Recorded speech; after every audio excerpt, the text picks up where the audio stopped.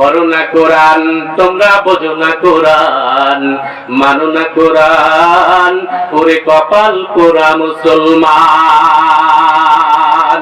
Modern যুগের সব modern বিবি দেখে ভারতের হিন্দি ছবি, বলেন ঠিক কিনা?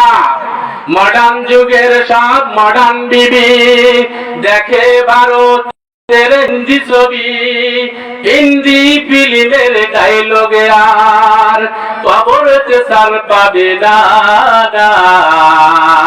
পড়ো না কোরআন, কেন বুঝো না কোরআন, মানো না কোরআন, ওরে কপাল পোড়া মুসলমান। বলেন ঠিক কিনা?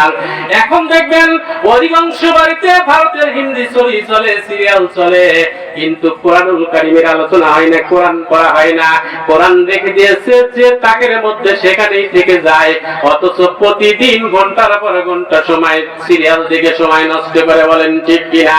এজন্য জাতি হিসাবে আমরা আজ আমাদের সময়কে আমরা মূল্যায়ন করি না, না করার কারণে কোরআন হাদিস আমরা মেনে চলি না। আজকে আমাদের অধঃপতনের একটাই কারণ, কোরআন থেকে আমরা দূরে সরে আসছি। পৃথিবীর ইতিহাস বিশ্লেষণ করলে আমরা দেখবেন যারা পৃথিবীর মধ্যে সর্বশীর্ষে অবস্থান করেছে তারা কোরআনকে মূল্যায়ন করেছে। কোরআনকে মূল্যায়ন করার কারণে আমার আল্লাহ রাব্বুল আলামিন তাদের মর্যাদা বাড়িয়ে দিয়েছেন। বলেন ঠিক কিনা?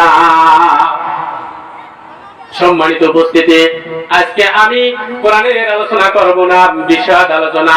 যেহেতু আমাদের মসজিদের আলোচনা, মসজিদের জলসা, আপনারা সবাই জানেন মসজিদ হলো আল্লাহ রাব্বুল আলামিনের ঘর। মসজিদ কার ঘর? আল্লাহ রাব্বুল আলামিনের ঘর। কারণ মসজিদ নির্মাণ করা, মসজিদ আবাদ করা মুসলমানদের বৈশিষ্ট্য। নবীদের ন্যায় মুমিনগণ যুগে যুগে বিশ্বের বিভিন্ন প্রান্তে মসজিদ নির্মাণ করেছে।